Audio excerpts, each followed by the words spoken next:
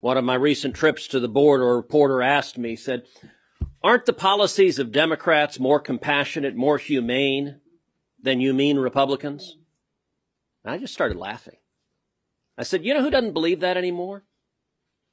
Democrats. Where's Joe Biden?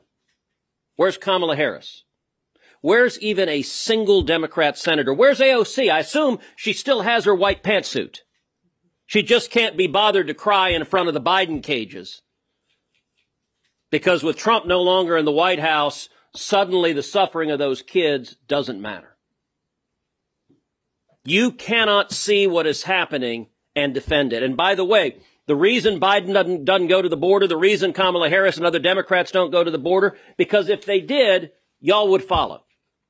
The press would follow. And their only defense, they cannot defend what they're doing. Their only defense is to cover it up. Karine Jean-Pierre stands at the White House podium and says, people are not just walking across the border. It's not happening. There's a technical legal term for what that is. That's called bullshit. It is an utter and complete lie. It is a deliberate lie. It is a known lie. And she is lying on behalf of the President of the United States in the White House.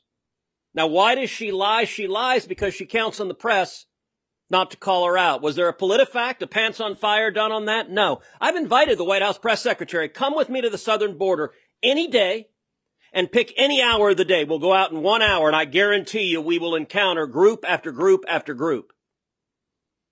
You want to know how bad it is? We're now seeing Democrat mayors, Democrat governors, mayors like Eric Adams, the Democrat in New York, who says illegal immigration is destroying New York City. That's with 110,000 illegal immigrants in New York City. If 110,000 is destroying New York City, what in the hell do you think 7.6 million is doing to the state of Texas and the other states along our southern border? Now, these Democrats who are saying this, they can't quite muster up the strength to put the blame where it lies, which is at the feet of Democrats who are doing this deliberately. Instead, Mayor Adams blames, quote, that madman down in Texas, by which he means Greg Abbott. I have to admit, I was kind of offended he wasn't referring to me.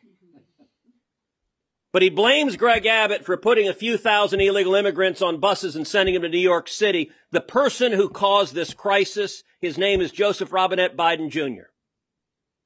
His home address is 16 blocks away. And by the way, if Eric Adams wants some help fixing this problem, he can pick up the phone and call someone else named Charles Schumer. He's a New York resident. I believe he lives in Manhattan. If the mayor doesn't have his number, we can give him Chuck Schumer's cell phone. Because Chuck Schumer is responsible, in the words of the New York mayor, for destroying New York City. Look, some of y'all may have seen when Alejandro Mayorkas testified in front of the Senate Judiciary Committee. I asked him, I said, Mr. Secretary, how many migrants died last year crossing illegally? He said, I don't know. I have no idea. I said, of course you don't. The official numbers are 853, but you don't care about those dead bodies that appear in Texas every single day. I asked him how many children were brutalized by human traffickers. He said, I don't know. How many women were sexually assaulted? I don't know. How many people died of drug overdoses? As John Cornyn told you, it's more than 100,000. And you want to talk about something stunning? I put up a photograph with pictures of colored wristbands. I said, Mr. Secretary, what are these wristbands? And he said, I have no idea what they are. Now, look, any good lawyer will tell you, you don't ask a question you don't know the answer to. That was one answer that left me flabbergasted. Because just about every single illegal immigrant who crosses the border wears one of those wristbands. They're color-coded for how many thousands of dollars they owe the cartels. And if you stand on the banks of the Rio Grande River, you see hundreds or thousands of these wristbands. They're just like this. These are the wristbands picked up from the banks of the Rio Grande River. And the little boys, the teenagers who come in who owe thousands of dollars to the cartels, they're sent to every city in America, and they're working for the cartels to pay off those thousands of dollars. They're committing crimes in Washington, D.C., and New York, in every city in America. And if they don't pay off the cartels, their families will be murdered. And as bad as the boys have it, the girls have it even worse.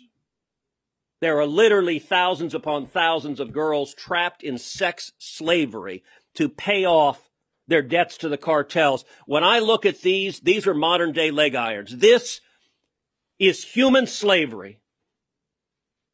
And it is caused by the Democrats not giving a damn about the people being abused. And so I want to make a plea to the press.